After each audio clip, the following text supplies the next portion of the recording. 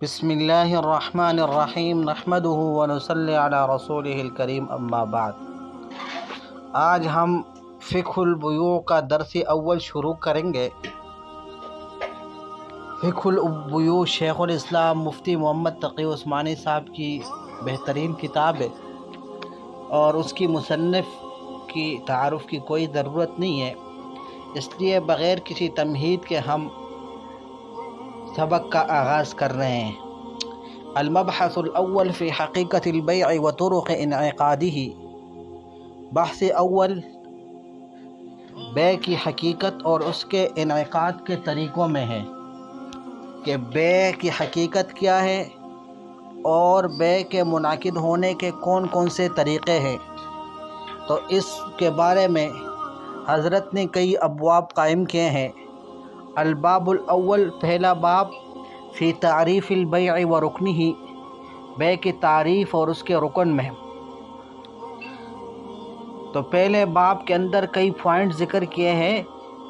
Number 1، تعریف البیع، بیع کی تعریف۔ بیع کی لغوی اور شرعی معنی۔ لغتاً بیع کا اطلاق ہر مبادلے پر ہوتا ہے، خواہ مبادلہ مال کا مال کے بدلے ہو یا مبادلہ کسی دوسری چیزوں کے درمیان ہو، لیکن ہر مبادلے کو بیع کہا جاتا ہے۔ اور اصطلاحاً اس کے اندر تخصیص کر دی گئی ہے، معنی لغوی کے اندر 2 قید کا اضافہ کیا گیا ہے، لہٰذا اصطلاحاً بیع کا اطلاق مال کا مال کے ساتھ مبادلے پر ہوتا ہے، اور دوسرا قید یہ ہے، علی الوجہ الذی ینتقل بہ ملکیت البدلین، مال کا مال کے ساتھ اس طور پر مبادلہ ہونا کہ جس کی وجہ سے بدلین کی ملکیت منتقل ہو جائے شرعاً، یعنی مبیع اور ثمن کا ملکیت وہ منتقل ہو جائے، مبیع کی ملکیت بائع سے مشتری کی طرف منتقل ہو جائے اور مشتری کی ثمن کی ملکیت مشتری سے بائع کی طرف منتقل ہو جائے، تو اس کو شرعاً اور اصطلاحاً بیع کہتے ہیں۔ تو پہلی پوائنٹ کے اندر پہلی جو نمبر 1 مادہ نمبر 1 اس میں یہی بات ہے۔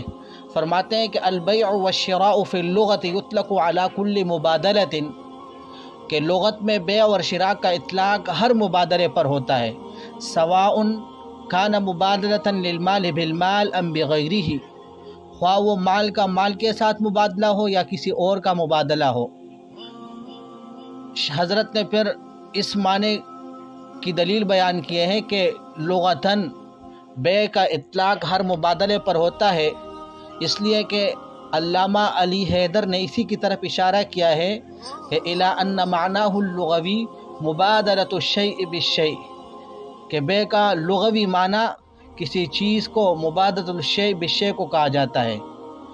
اور علماء کرام نے یہ بات ذکر کی ہے کہ بیع یہ باع سے مشتق ہے، باع ہاتھ کو کہا جاتا ہے، اور بیع کو بیع اس لیے کہا جاتا ہے کہ چونکہ متعاقدین میں سے ہر عاقد وہ اپنا ہاتھ لینے اور دینے کے لیے بڑھاتا ہے۔ کس طرح؟ بائع اپنا ہاتھ بڑھاتا ہے مبیع دینے کے لیے اور ثمن لینے کے لیے، اور مشتری اپنا ہاتھ بڑھاتا ہے ثمن دینے کے لیے اور مبیع لینے کے لیے، تو اس لیے اس کو بیع کہا جاتا ہے۔ تو فرماتے ہیں وَذَكَرُوا أَنَّ الْبَيْعَ مُشْتَقٌ مِّنَ الْبَاعِ، علماء کرام نے ذکر کیا ہے کہ بیع مشتق ہے باع سے، بیع باع سے مشتق ہے، اور متعاقدین میں سے ہر ایک آدمی یمد باعہ اپنا ہاتھ بڑھاتا ہے للأخذ لینے کے لیے، او الاعطاء یا دینے کے لیے، للأخذ والاعطاء لینے اور دینے کے لیے۔ فرمایا وَيَحْتَمِلُ أَنَّ كُلَّ وَاحِدٍ مِّنْهُمَا كَانَ يُبَايِعُ صَاحِبَهُ، اور بیع کی دوسری وجہ تسمیہ بیان کرتے ہیں کہ یہ بھی احتمال ہے کہ بیع یہ مبایعت سے مشتق ہو۔ مبایعت کا معنی بیعت کرنا، کسی کے ہاتھ میں ہاتھ دینا، مصافحہ کرنا۔ تو چونکہ جب بیع ہوتی ہے تو بیع کے وقت ہر متعاقد دوسرے کے ساتھ مصافحہ کرتا ہے، اسی لیے بیع پر صفقہ کا اطلاق بھی ہوتا ہے۔ تو فرمایا وَيَحْتَمِلُ أَنَّ كُلَّ وَاحِدٍ مِّنْهُمَا كَانَ يُبَايِعُ صَاحِبَهُ أَن يُصَافِحُهُ عِنْدَ الْبَيْعِ، یعنی یہ بھی احتمال ہے کہ بیع مبایعت سے مشتق ہو، اور بیع کو بیع اس لیے کہا جاتا ہو کہ اس میں ہر عاقد دوسرے کے ساتھ مبایعت کرتا ہے، بیعت کرتا ہے اس کے ہاتھ پر، اے یصافحہ عند البیع، وَلِذَلِكَ يُسَمَّى صفقةً، اس لیے بیع کو صفقہ بھی کہا جاتا ہے۔ صفقہ کا مطلب بھی ہاتھ کو دوسرے کے ہاتھ میں دینا۔ یہ تو بیع، لفظی بیع اور شراء کی لفظی اور لغوی تحقیق تھی۔ شریعت اور فقہ کے اصطلاح میں بیع کس کو کہا جاتا ہے؟ تو حضرت نے لکھا ہے فقط وَأَمَّا الشَّرْعُ فَقَدْ خَصَّ مِن مَّعْنَاهِ اللُّغَوِيِّ الْعَامِ، شریعت نے بیع کو اپنے لغوی اور عام معنی سے خاص کر دیا ہے۔ فَجَعَلَهُ مَقْصُورًا، بس شریعت نے بیع کو بند کر دیا ہے اس تعریف پر، مُبَادَلَةِ الْمَالِ بِالْمَالِ عَلَى الْوَجْهِ الَّذِي يَنْتَقِلُ بِهِ مِلْكِيَّةُ الْبَدَنَيْنِ شَرْعًا، کہ مال کو مال کے ذریعے سے مبادلہ، مال کا مال کے ساتھ مبادلہ اس طور پر کہ بدلین کی ملکیت منتقل ہو جائے شرعاً، تو اس پر بیع کا اطلاق ہوتا ہے شرعاً۔ اب بات یہ ہے کہ گویا کہ شریعت نے لغوی معنی کے اندر دو قیود لگا دیے۔ ایک قید مبادلۃ المال بالمال، کہ چونکہ لغتاً بیع کا اطلاق مطلقی مبادلہ پر ہو رہا تھا اور شریعت نے مبادلے کو مال کے ساتھ خاص کر دیا۔ دوسرا قید مبادلہ اس طور پر ہو جس کے ذریعے سے ملکیت منتقل ہو جائے، تو یہ دو قیدیں شریعت نے لگائی ہے۔ فرمایا وما ذکرنا من تعریفہ فی الشریعۃ تعریف للبیع الصحیح، حضرت لکھتے ہیں کہ ہم نے جو بیع کی تعریف کی شرعی تعریف، تو یہ بیع صحیح کی شرعی تعریف ہے۔ اما البیع الباطل، جہاں تک کہ بیع باطل ہے تو فلیس بیعا فی اصطلاح الشرع، تو بیع باطل شریعت کے اصطلاح میں بیع نہیں ہے، اور اس کو جو بیع کہا جاتا ہے تو لغوی معنی کے اعتبار سے اس کو بیع کہا جاتا ہے، شرعی معنی کے اعتبار سے اس پر بیع کا اطلاق نہیں ہوتا۔ وانما یطلق علیہ لفظ البیع بالمعنی اللغوی۔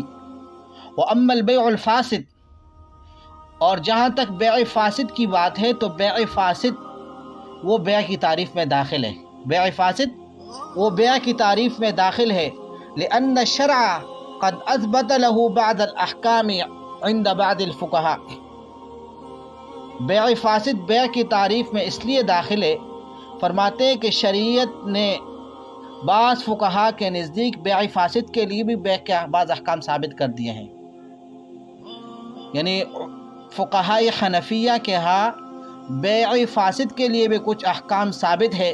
مثلا بیع فاسد کے اندر بھی مبیع کی ملکیت قبضے کے بعد مشتری کی طرف منتقل ہو جاتی ہے، اگرچہ وہ ملکیت ملک خبیث ہوتی ہے۔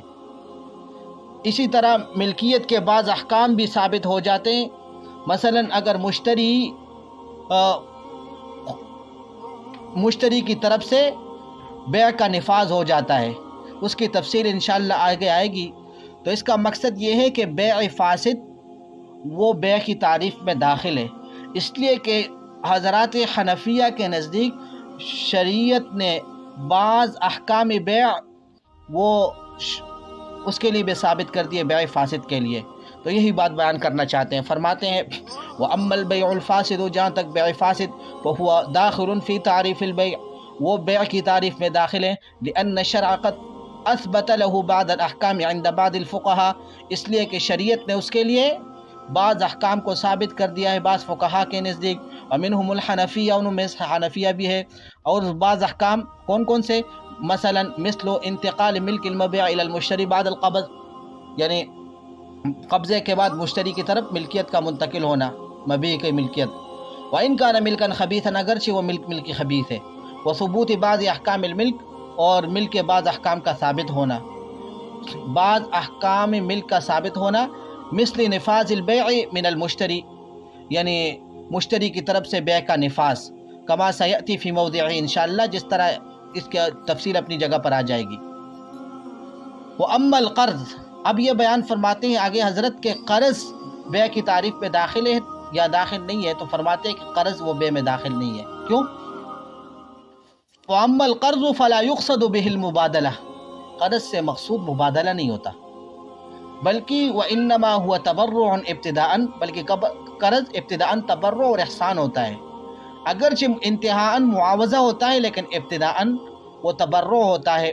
تو فرماتے ہیں فَلَيْسَ مُبَادَلَةً مِنْ كُلِّ وَجْهٍ، پس قرض من کل وجہ مبادلہ نہیں ہوا، اور بیع کہا جاتا ہے مبادلۃ المال بالمال، فخرج من تعریف البیع، تو قرض بیع کی تعریف سے نکل گیا۔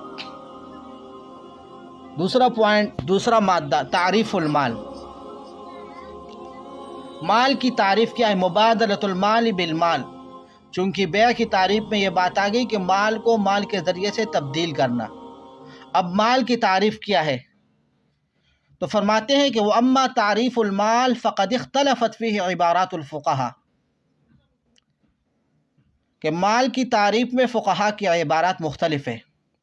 فقال ابن عابدین رحمہ اللہ تعالی، علامہ شامی رحمۃ اللہ علیہ لکھتے ہیں کہ المراد بالمال ما يميل الیہ الطبع ويمكن ادخارہ لوقت الحاجہ، کہ مال سے مراد ہر وہ چیز جس کی طرف طبیعت مائل ہو، جس کی طرف طبیعت کا میلان ہو، اور ضرورت کے وقت کے لیے اس کا ذخیرہ کرنا ممکن ہو، تو اس کو مال کہا جاتا ہے۔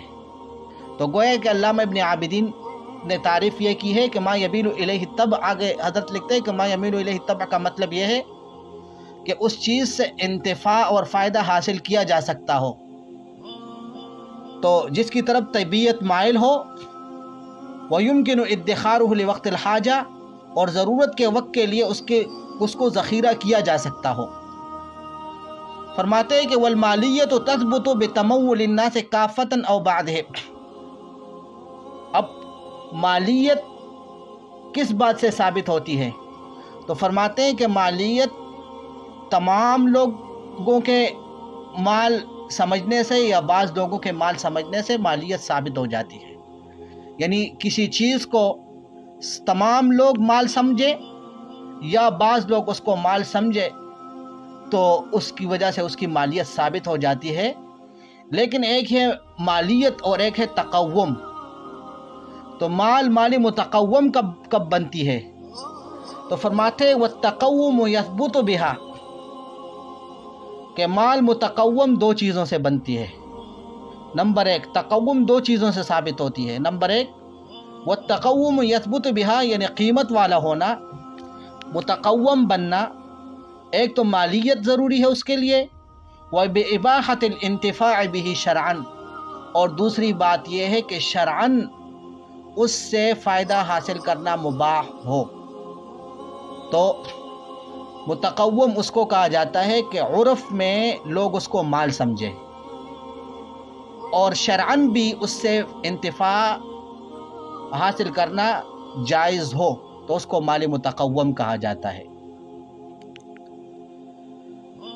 فرماتے ہیں کہ وَحَكَى بَعْدَ ذَلِكَ عَنَ الْحَاوِي الْقُدْسِي، یہ علامہ ابن عابدین شامی کی عبارت ہے۔ فرماتے ہیں کہ علامہ ابن عابدین شامی نے اس کے بعد حاوی قدسی سے نقل کیا ہے کہ المال اسم لغیر الآدمی خلق لمصالح الآدمی وأمكن إحرازه والتصرف فيه على وجه الاختیار۔ دوسری تعریف کی ہے کہ مال اسم لغیر الآدمی، ہر اس چیز کا نام ہے جو انسان کے علاوہ ہو، یعنی انسان وہ آدمی اور انسان وہ مال کے اندر شامل نہیں ہو سکتا۔ تو مال ہر اس چیز کا نام ہے جو انسان کے علاوہ ہو، خلق لمصالح الآدمی، اور اس کو پیدا کیا گیا ہو انسان کی مصلحت کے لیے۔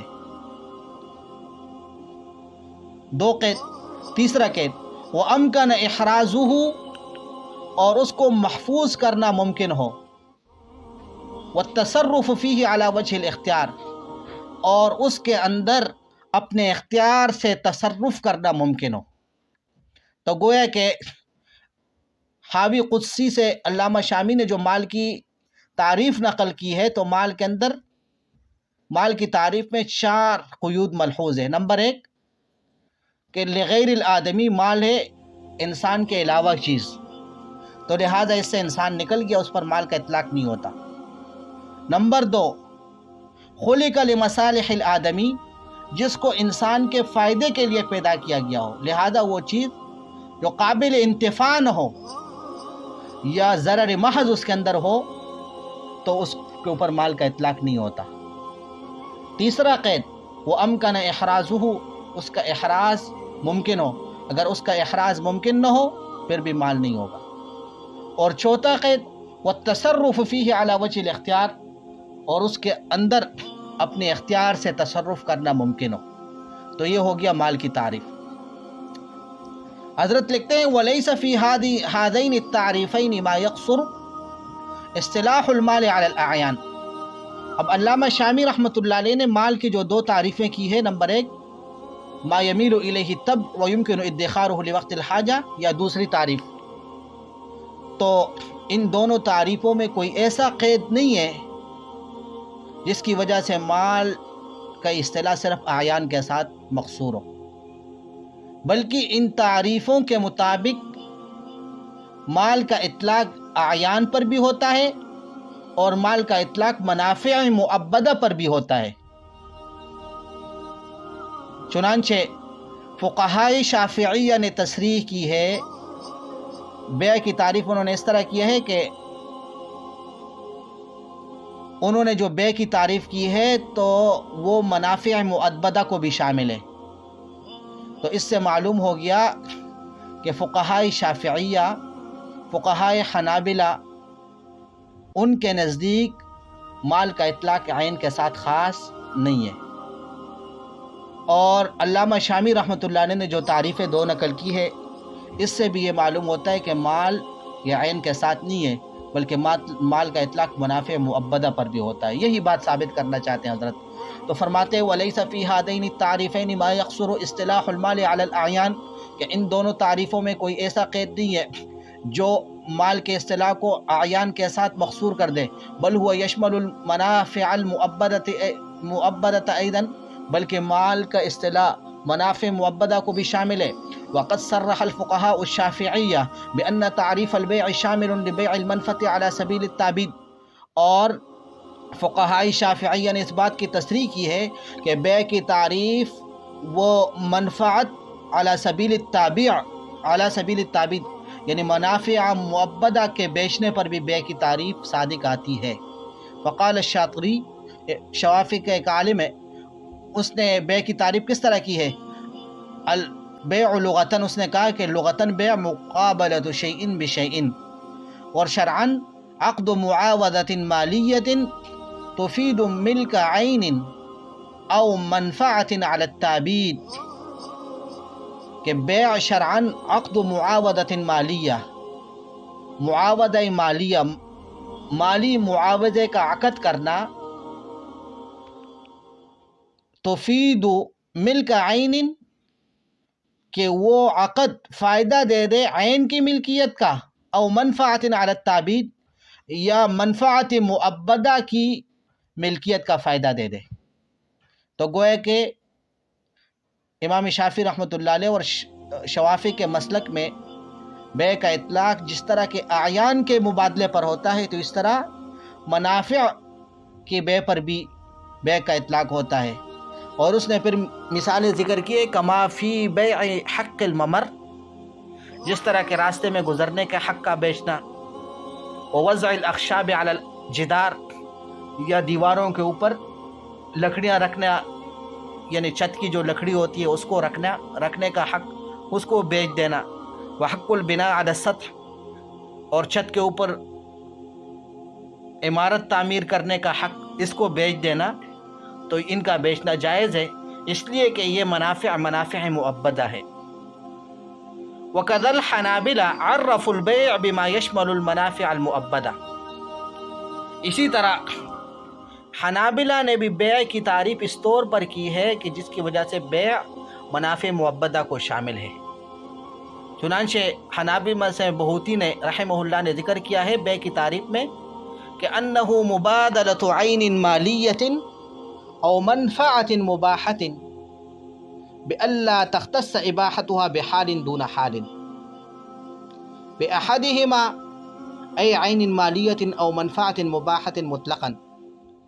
بے کی تعریف اس نے اس طرح کی ہے کہ بیع نام ہے مالی عین کی مبادلہ یا منفعت مباحہ کا مبادلہ، لیکن وہ منفعت اس طرح ہو کہ اس کی اباحت وہ کسی ایک وقت کے ساتھ خاص نہ ہو، بلکہ اباحت وہ مؤبد ہو.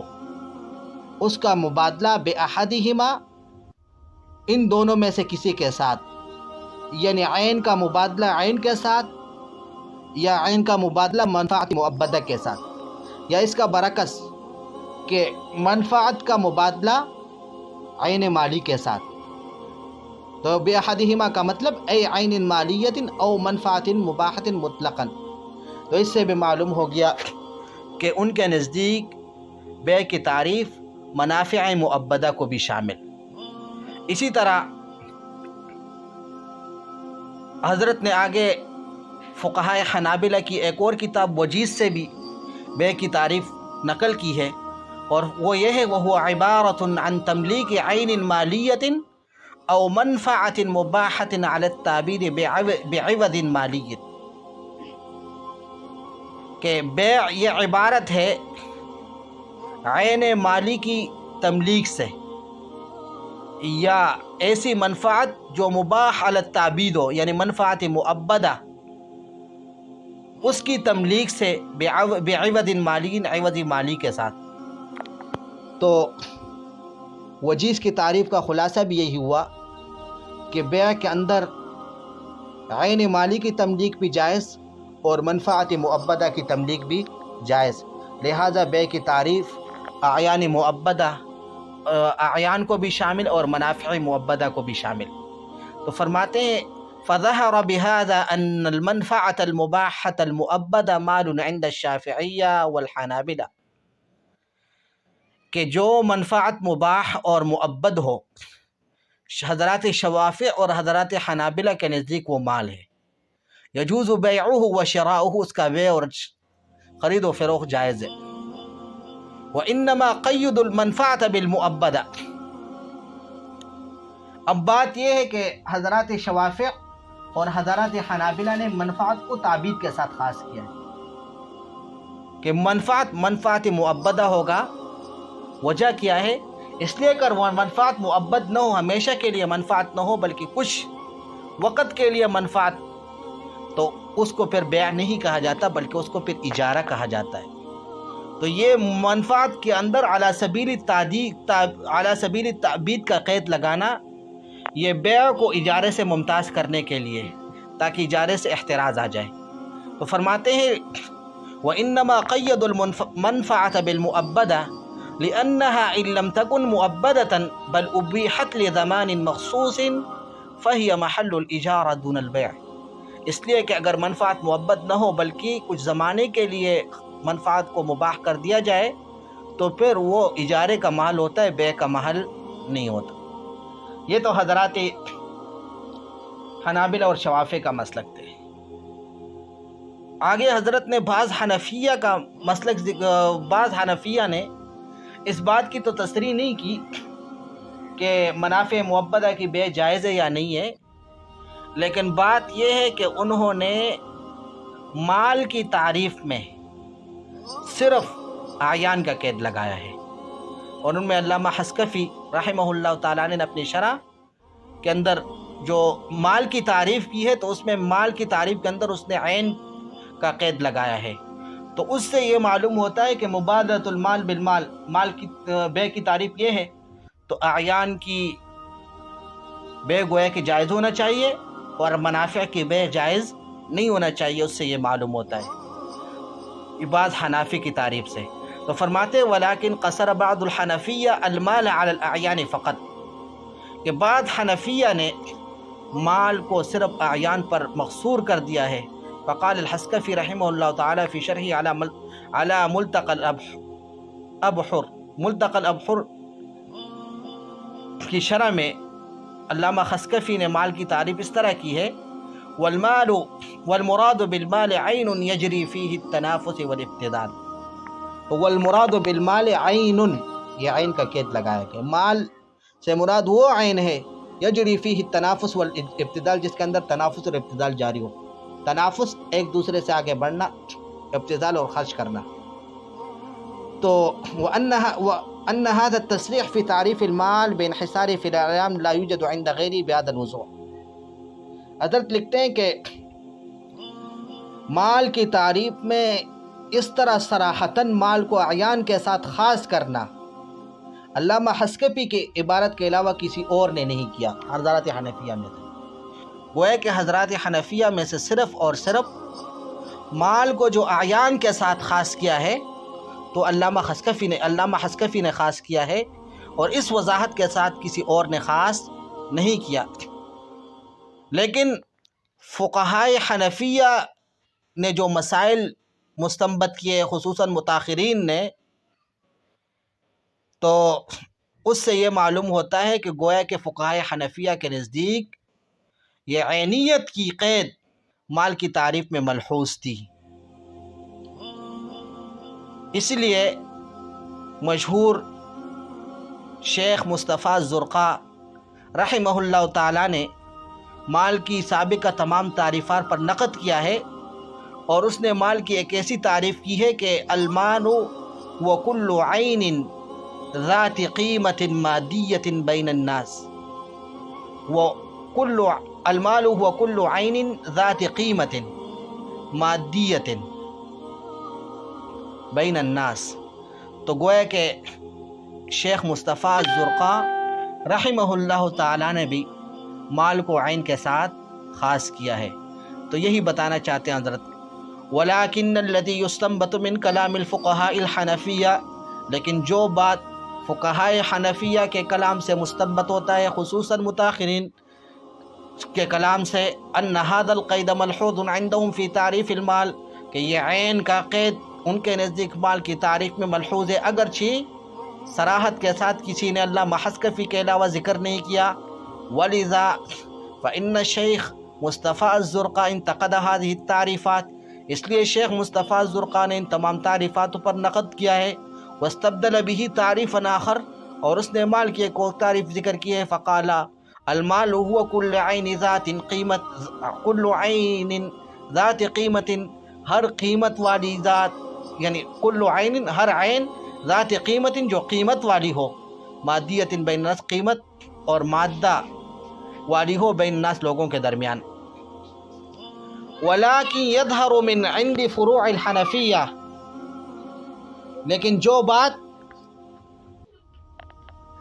حضرات حنفیہ کے فروع سے معلوم ہوتی ہے، بعض فروع سے، تو وہ یہ ہے کہ انہوں نے بعض منافع جو اعیان سے متعلق ان کی بے کو جائز کیا ہے۔ مثلا بیع حق المرور، مرور کا حق، راستے سے گزرنے کا حق کی بے کو حنفیہ نے جائز کیا ہے، اور انہوں نے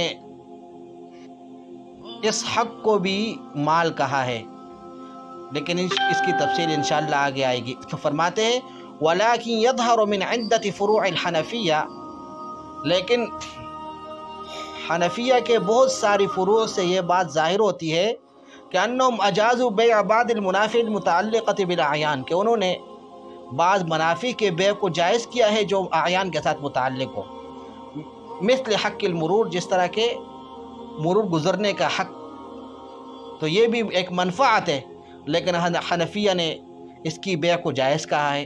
فالحقوها، اور اس کو ملحق کیا ہے بالاعیان، اعیان کے ساتھ، فی کونها مالا، مالیت میں، کما سیأتی تفصیلہ انشاءاللہ تعالی فی شروط المبیع، انشاءاللہ اس کی تفصیل آگے آ رہی ہے۔ یہ تو حضرات حنفیہ کا مسلک تھا۔ وَأَمَّا الْمَالِكِيَّةُ، جہاں تک حضرات مالکیہ، تو فرماتے ہیں کہ فالتعریف المشہور للبیع عندهم ما ينسب الى ابن عرفہ رحمہ اللہ تعالی، مالکیہ کے نزدیک بے کی جو مشہور تعریف ہے وہ ابن عرفہ کی طرف منسوب ہے، اور وہ یہ ہے هو عقد معاوضة على غیر منافع ولا متعة لذة۔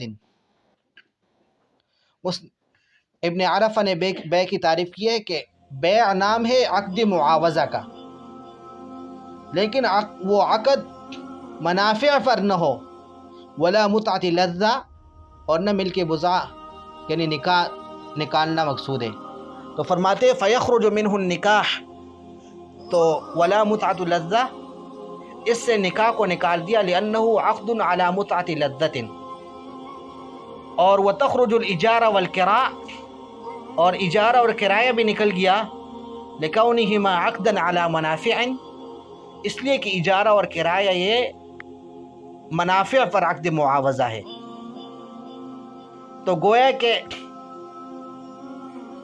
حضرات مالکیہ کی اس تعریف کے مطابق بھی منافع وہ بیع کا محل نہیں بن سکتی، اور بیع وہ اعیان کی ہو سکتی ہے، منافع کی نہیں ہو سکتی۔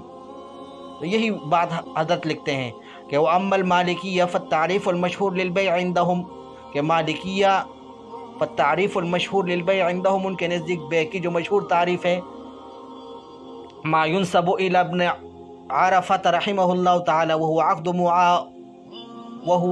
اور وہ تعریف کیا ہے؟ عقد معاوضۃ علی غیر منافع ولا متعۃ لذۃ، فیخرج منہ النکاح لأنه عقد علی متعۃ لذۃ، نکاح نکل گیا، وتخرج الاجارہ والکراء لکونہما عقدا علی منافع، اور اجارہ اور کرایہ پر دینا بھی نکل گیا اس لیے کہ منافع پر۔ اور فرمایا کہ وَأَنَّ هَذَا التَّعْرِيفُ وَإِنْ أَخْرَجَ الْمَنَافِعَ مِنْ كَوْنِهَا مَحَلًّا لِلْبَيْعِ، کہ اس تعریف نے اس منافع کو بیع کے محلیت سے نکال دیا۔ اس تعریف سے یہ معلوم ہوتا ہے کہ منافع وہ بیع کا محل نہیں بن سکتے، لیکن ظاہر بات یہ ہے کہ یہاں پر علی غیر منافع، منافع سے مراد منافع غیر معبدہ ہے، صرف اجارہ اور کرایہ نکالنا مقصود ہے۔ جہاں تک کہ منافع معبدہ کی بات ہے تو فقہائے مالکیہ نے بہت سارے منافع معبدہ کی بیع کو جائز کہا ہے، مثلا حق تعلی یعنی اپنے چھت کے اوپر تعمیر کرنا، مکان بنانا، یہ حق تعلی کا بیچنا، اسی طرح دیوار پر لکڑی رکھنے کا جو حق ہے اس کی بیع، اور اس طرح حق و شرب اپنے پانی کا جو نمبر ہے اس کی بیع، ان بیوع کو حضرات مالکیہ نے جائز کہا ہے۔ تو اس سے معلوم ہو گیا کہ ان کے نزدیک اعلی غیر منافع، منافع سے مراد منافع غیر معبدہ ہے، تاکہ بیع کی تعریف سے اجارہ اور کرایہ نکل جائے، مطلق منافع مراد نہیں ہے، اور ان کے نزدیک بھی منافع معبدہ کی بیع جائز ہے۔ تو یہی بات حضرت بتانا چاہتے ہیں، فرماتے ہیں کہ وَلَكِنَّ الظَّاهِرَ أَنَّهُمْ أَرَادُوا بِهِ بِذَلِكَ الْمَنَافِعَ غَيْرَ الْمُعَبَّدَةِ، کہ حضرات مالکیہ نے منافع سے مراد منافع غیر معبدہ مراد لیا ہے، لِتَخْرُجَ الْإِجَارَ وَالْكِرَاءَ مِنَ التَّعْرِيف، تاکہ اجارہ اور کرایہ تعریف سے نکل جائے۔ اما المنافع المعبدہ، جہاں تک کہ منافع معبدہ کی بات ہے، فقد اجاز المالکیہ بیع کثیر منہا، تو حضرات مالکیہ نے بہت ساری منافع کی بیع کو جائز کہا ہے، مثل حق التعلی، اس طرح کہ حق التعلی کا بیع، وحق غرض الخشب علی الجدار، وحق الشرب وغیرہ۔ والظاہر من هذه الفروع انہم يدخلون بعض المنافع المعبدہ والحقوق، کہ حضرات مالکیہ کے ان فروع سے یہ معلوم ہوتا ہے کہ وہ بھی بعض منافع معبدہ کو اور بعض حقوق کو مال میں داخل سمجھتے ہیں، اور ان کی بیع اور شراء کو جائز سمجھتے ہیں۔ والواقع سے حضرت نے یہ لکھا ہے کہ بیع کی تعریف یا مال کی تعریف میں کوئی نص قرآن میں یا سنت نبوی موجود نہیں ہے کہ مال کو وہ عین کے ساتھ یا منافع کے ساتھ خاص کر دے، اور یا اس کی کوئی خاص صفت موجود ہو قرآن اور حدیث کے اندر، بلکہ شریعت نے مال کو لوگوں کے عرف پر چھوڑا ہے۔ اس لیے علامہ ابن عابدین نے لکھا ہے والمالیۃ تثبت بتمول الناس کافۃ او بعضهم، پس لہذا عرف کے اندر جس کو مال سمجھا جاتا ہو تو وہ مال ہوگا، اور عرف کے اندر جس کو مال نہ سمجھا جاتا ہو تو وہ مال نہیں ہوگا۔ ہاں البتہ اگر کسی چیز پر نص وارد ہو تو اگرچہ اس کو عرف کے اندر مال سمجھا جاتا ہو لیکن پھر بھی اس کی بے جائز نہیں ہوگی، جس طرح کہ شراب اور خنزیر۔ لیکن مال کو عین کے ساتھ خاص کر دینا، اس کے اوپر کوئی نص وارد نہیں ہے۔ اور اگر ہم مال کو عین کے ساتھ خاص کر دیں گے تو یہ قید بہت سارے مسائل میں نہیں چل سکے گا، جس طرح کہ پہلے کئی مثالیں گزر چکی۔ حق تعلی اور حق المرور کی بیع کو حضرات حنفیہ نے بھی جائز کہا ہے، حضرات مالکیہ نے بھی جائز کہا ہے۔ تو اس سے معلوم ہوتا ہے کہ مال وہ عین کے ساتھ خاص نہیں ہے، بلکہ مال کا اطلاق منافع پر بھی ہوتا ہے۔ تو فرماتے والواقع انہ لم يرد نص فی القرآن الکریم والسنة النبویہ يحدد المال او يعرفه بصفة دقیقة، کہ قرآن اور سنت کے اندر کوئی نص وارد نہیں ہے جو مال کی تحدید کرے یا مال کی کوئی ایسی تعریف کرے، اس کی کوئی خاص وصف بیان کرے۔ وإنما تركته الشریعة على العرف المتفاہم بین الناس، شریعت نے مال کو چھوڑا ہے لوگوں کے عرف پر کہ لوگ جس کو مال سمجھے وہی مال ہوگا۔ ولذلك يقول ابن عابدین رحمہ اللہ والمالیۃ تثبت بتمول الناس کافة او بعضهم، اسی لیے علامہ شامی نے لکھا ہے کہ مالیت، کسی چیز کی مالیت تمام لوگوں کے مال سمجھنے سے یا بعض لوگوں کے مال سمجھنے سے ثابت ہوتی ہے۔ فما عرف كونه مالا فيما بين الناس بصفة عامة يعد مالا، بس ہر وہ چیز جس کو لوگ مال سمجھے تو وہ مال ہوگا، الا اذا ورد النص بخلافه، مگر نص اس کے خلاف وارد ہو جائے تو الگ بات ہے۔ کما فی الخمر والخنزیر، جس طرح کہ خمر اور خنزیر اگرچہ عین ہے لیکن نص کے اندر اس کی بیع سے منع ہے تو لہذا اس کی بیع ناجائز ہوگی۔ وَأَمَّا تَقْيِيدُهُ بِالْأَعْيَانِ الْمَادِيَّةِ، لیکن مال کو اعیان مادیہ کے ساتھ مقید کرنا، فلم یرد بذلك نص، اس پر نص وارد نہیں ہے۔ ولم يضطرد هذا التقييد في كثير من المسائل، اور اگر ہم مال کو عین کے ساتھ مقید کر دے تو یہ تقیید بہت سارے مسائل میں نہیں چل سکتا، کما ذکرنا، جس طرح کہ ہم نے ذکر کیا۔